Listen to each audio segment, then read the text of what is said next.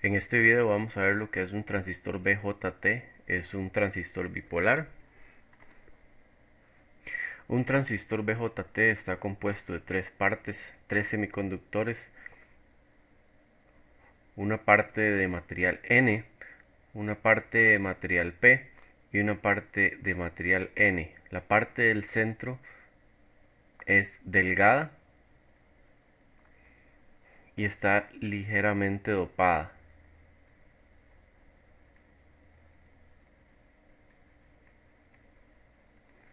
Mientras que la parte del emisor está altamente dopada.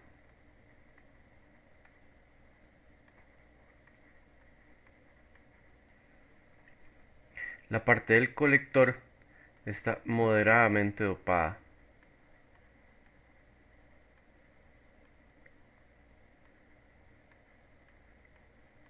Estos semiconductores siguen las mismas reglas que hemos visto en el curso hasta ahora. Las que aplican para el material N aplican para el colector y para el emisor, y para el material P aplican las mismas reglas de los materiales P que hemos visto. Las terminales de un transistor se denominan con C el colector, una B la base y una E el emisor. Hay dos tipos de transistores, el tipo NPN y el tipo PNP. La única diferencia entre los dos es el orden de cómo se ponen los materiales. El transistor PNP es igual, únicamente cambia su orden. Los materiales P están a los extremos y el N es el que conforma la base. Para efectos de análisis entre estos dos transistores, todo el análisis es el mismo. Lo único que cambia son las polarizaciones de voltaje, que son opuestas, y las corrientes también son opuestas en todos los casos. Haciendo el resumen, el transistor tiene dos uniones. Uno es la base emisor, la otra unión es la base colector. Estas son las dos uniones que están separando los materiales. La base está ligeramente dopada y es delgada.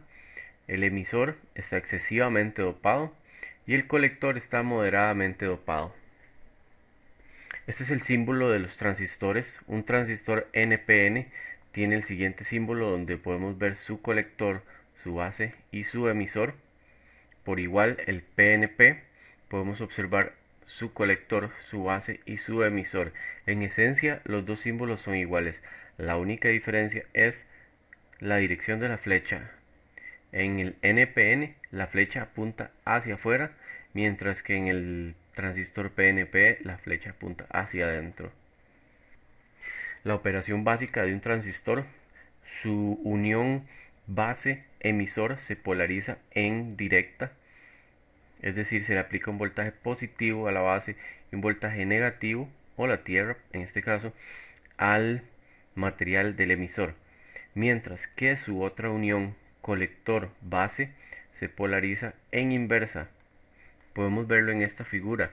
Al polarizar la base con un voltaje positivo y un voltaje negativo, el material N está en contacto con un voltaje negativo y el material P está en contacto con un material positivo, por lo que vemos que si esto fuera un diodo, por ejemplo, está polarizado en directa. Ahora, en el colector base, en este lado usualmente se conecta un voltaje mayor inclusive que el de la base. Esto ocasiona que el más esté conectado al material N, y aunque tiene un más, este voltaje va a ser considerablemente mayor, por lo que esta unión está polarizada en inversa. ¿Cómo funciona un transistor? Bueno, básicamente la zona de la base dijimos que es muy estrecha. Tenemos la zona del colector y la zona del emisor, que está altamente dopada. Es decir, la zona del emisor tiene exceso de electrones por toda su sección.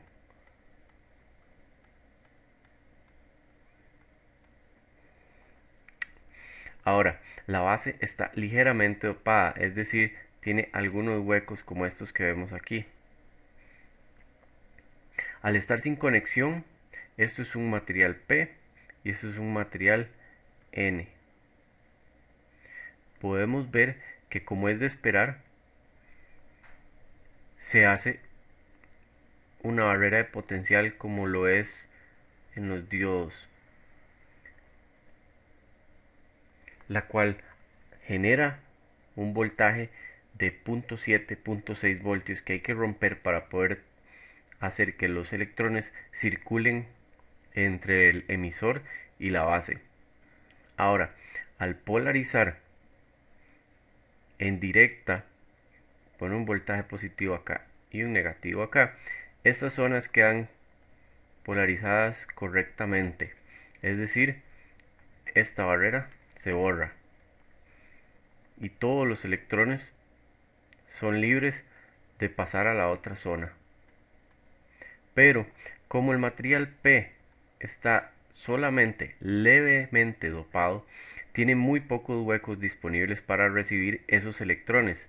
Es decir, los electrones entran como electrones libres y son pocos los que se recombinan con los huecos y generan una corriente de hueco a través de esta sección, que son los electrones que eventualmente pueden llegar a salir por la terminal metálica de la base. Ahora, en el momento en que apliquemos un voltaje, un potencial positivo a la parte de arriba, es decir, al colector del transistor, todos estos electrones se ven atraídos fuertemente hacia este potencial positivo que acabamos de poner. Como están libres, ellos pueden cruzar y pueden salir como electrones libres por la terminal del colector. Repito, al haber pocos huecos en la sección de la base y ser muy pequeña, son pocos los electrones que hacen esta corriente de hueco. Por lo tanto, esta corriente va a ser muy pequeña con respecto a la cantidad de electrones o la corriente que va a circular por el colector. Si la corriente de base se disminuye y se disminuye el voltaje de potencial, el 0.7 que se pone para hacer que esta unión quede en directa, la zona de empobrecimiento se vuelve a dar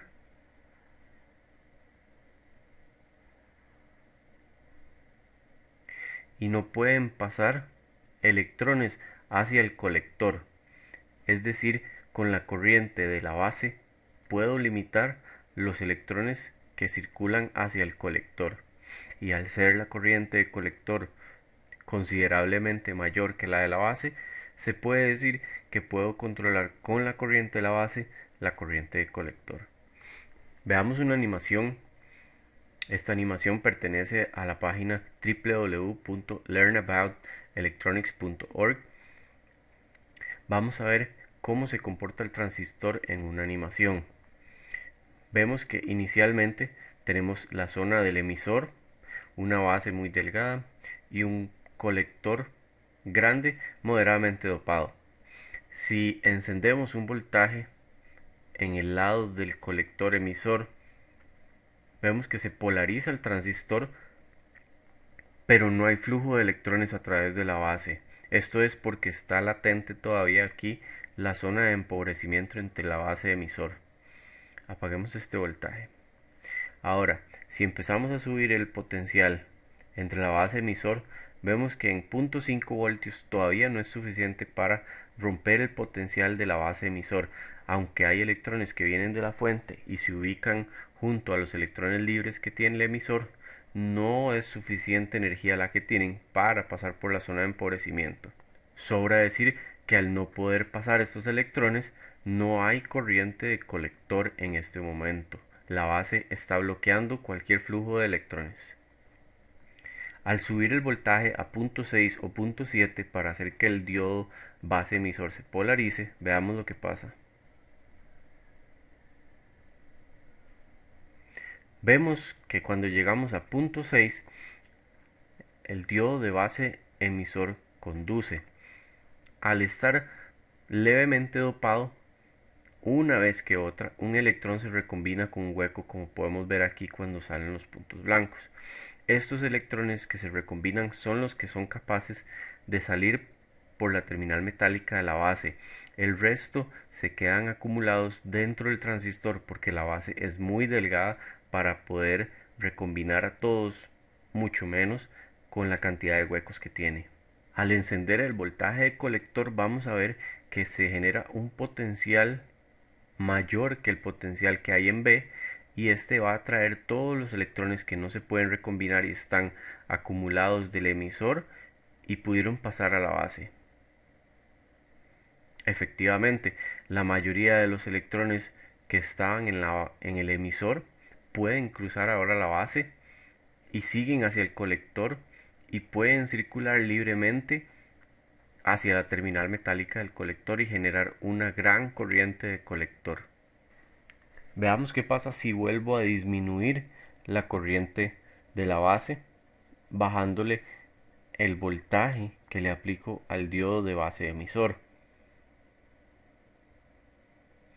Vemos que al bajarlo a 0.5 cortamos el flujo de electrones porque la zona de empobrecimiento del base emisor vuelve a aparecer, ya que tenemos solamente 0.5 voltios, que no es suficiente para hacer que estos electrones salten hacia la base.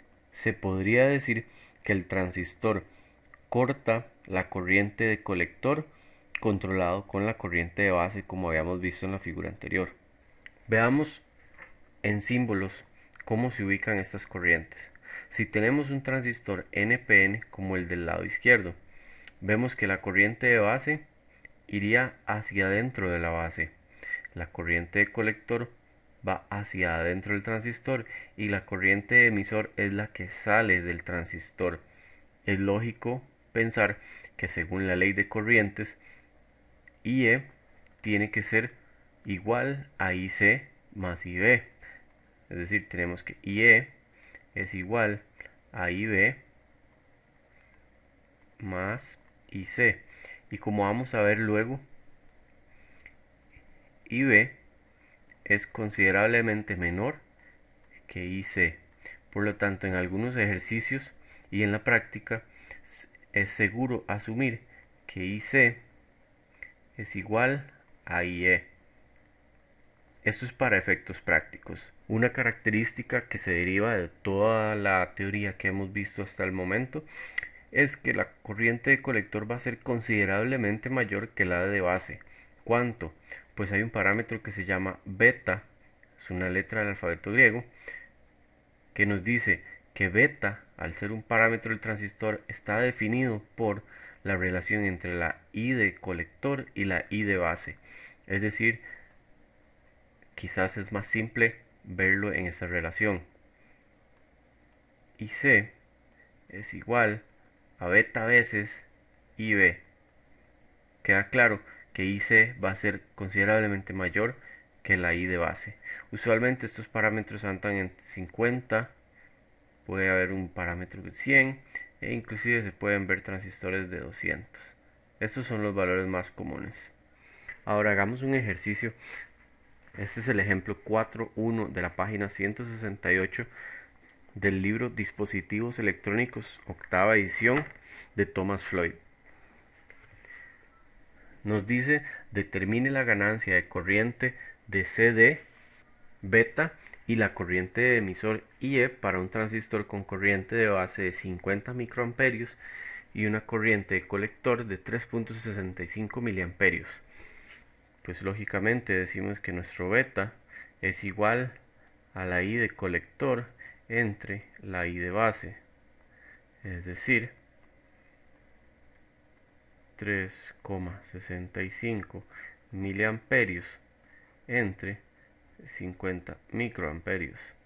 Esto nos va a dar una beta de 73. Esto es un número adimensional, ya que los amperios se cancelan con los amperios y no tiene unidades, es simplemente un parámetro del transistor. Y nos pide que calculemos la I de emisor para este mismo transistor. Decimos que la I de emisor va a ser igual a la I de colector más IB. Esto viene a ser 3,65 miliamperios más 50 microamperios, lo que nos da un resultado de 3,70 miliamperios. Podemos notar que la corriente IE es muy parecida a la I de colector, únicamente con una diferencia igual a la I de base. Por eso, usualmente, para efectos prácticos, se puede asumir que IC es igual que IE. El modelo ideal de un transistor es el siguiente. Tenemos una corriente de base que entra hacia el transistor y es la que nos polariza en directo el diodo de base emisor, como se ve en la figura. Ese es este. Y a la salida tenemos la terminal del colector y el emisor, es decir, estamos viendo acá la unión colector-emisor, la cual ve una corriente IC que responde a la siguiente fuente de corriente dependiente. Recuerden que el símbolo para una fuente independiente de corriente sería un círculo, es decir, esta es dependiente de algún parámetro. En este caso, obviamente esperamos que sea dependiente de beta, es decir, la IC de salida va a ser la beta por la I de base. Vamos a tener dos voltajes que serían el voltaje base emisor y respectivamente su voltaje de colector emisor. Para hacer un análisis básico del transistor necesitamos encontrar tres corrientes y tres voltajes, las cuales son la I de colector, la I de emisor, la I de base, el voltaje de colector base, el voltaje de base emisor y el voltaje de colector emisor. Empecemos por encontrar la I de base.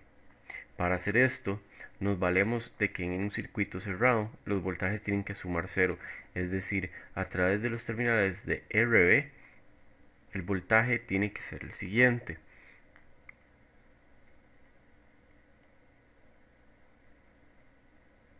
Va a ser la fuente aplicada a la base menos el voltaje que tenemos en el otro lado de la resistencia, el cual sería el voltaje a través de la unión base-emisor. Si además sabemos que el voltaje de la resistencia va a ser a la corriente a través de ella por el valor de la resistencia, podemos decir que IB por RB es igual al voltaje RB, y si sustituimos eso en la ecuación, quedamos con una ecuación que nos dice que IB RB es igual a VBB menos VBE. Si movemos esta RB al denominador, podemos encontrar que la I de base es igual al voltaje aplicado a la base menos el voltaje de base emisor entre el valor de la resistencia de base. Es decir, ya encontramos el IB. Ahora en el otro lado, para encontrar el voltaje colector emisor, podemos ver que en este circuito solamente están la fuente, la resistencia de colector y el transistor. Así que podemos sacar una relación como la siguiente, en la que podemos decir que el voltaje colector emisor es igual al voltaje de la fuente que vimos, el VCC, menos el voltaje en la resistencia del colector. Y de acá podemos saber que el voltaje de la resistencia del colector es igual a IC por RC. Si sustituimos eso en la ecuación, podemos encontrar que el voltaje colector emisor es igual a VCC menos IC RC. De esta ecuación además conocemos que IC es igual a beta IB. Para calcular el voltaje colector base, simplemente tenemos que sacar la diferencia entre estos dos voltajes. Antes de eso, necesitamos saber el voltaje de la base emisor. Al ser esto un diodo, si lo polarizamos con suficiente voltaje, la caída a través de él va a ser 0.7, como esperaríamos en un diodo normal de silicio.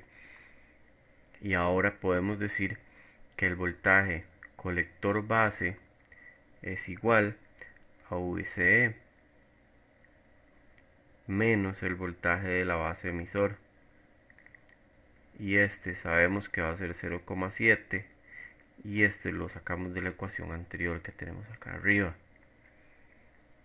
Con eso tenemos IB, IC, VCB, VBE y VCE. Para calcular IE ya sabíamos de antes que IE es igual a IC más IB. Y acá tenemos en esta diapositiva todas las ecuaciones necesarias para hacer un análisis completo de un transistor.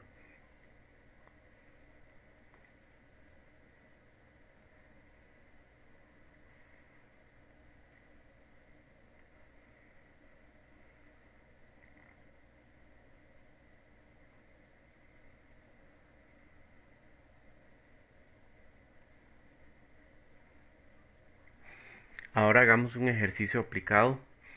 De nuevo, es el ejemplo 4.2 de la página 170 del libro de dispositivos electrónicos de Floyd, en el que nos dicen encuentre IB, IC, IE, VBE, VCE y VCB. Nos dicen también que el transistor tiene una beta de 150. El primer paso sería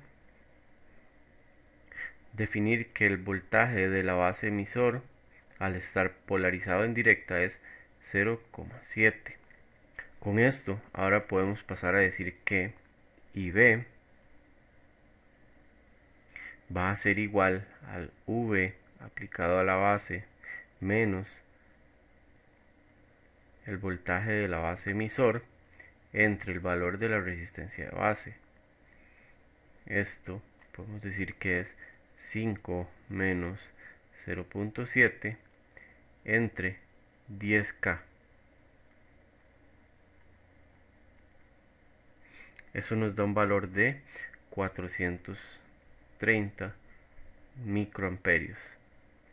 Ahora que tenemos IB, pasamos a calcular la I de colector, que va a ser la beta por la I de base. Es decir, va a ser 150 por 430 microamperios. Eso nos da 64,5 miliamperios. Con esto podemos encontrar ahora la I del emisor, que va a ser simplemente la suma de estas dos. Sería IC más IB, es decir, 430 microamperios más 64,5 miliamperios, lo que nos da un resultado de 64,9 miliamperios. Con esto tenemos las tres corrientes, la IB, IC y la I del emisor. Una vez calculadas las tres corrientes, pasamos a calcular los voltajes. Ya sé primero que todo de la diapositiva anterior que el voltaje de la base emisor es igual a 0,7. Es decir, ya tengo las tres corrientes y tengo el voltaje de base emisor. Necesito encontrar el voltaje de colector emisor y el voltaje de colector base. Para eso usamos la ecuación vista anteriormente, en la que dice el voltaje de colector emisor es igual al voltaje aplicado al colector menos la corriente de colector por la resistencia del colector, lo cual sería 10 voltios menos la corriente de colector es 64,5 miliamperios por la resistencia del colector, que sería esta resistencia acá arriba, que es 100 ohmios. Es decir, VCE es igual a 10 voltios menos 6,45 voltios.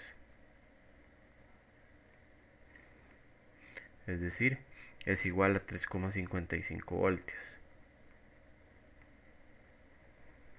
Nos queda por encontrar únicamente el voltaje de colector base, que únicamente es una diferencia. Es decir, voltaje colector base es igual al voltaje VCE menos el voltaje VBE, que es el voltaje de base emisor. Esto va a ser 3,55 voltios menos 0,7 voltios, lo cual nos da un resultado de 2,85 voltios. Con esto tenemos el voltaje de base emisor, tenemos el voltaje colector emisor y tenemos el voltaje de colector base.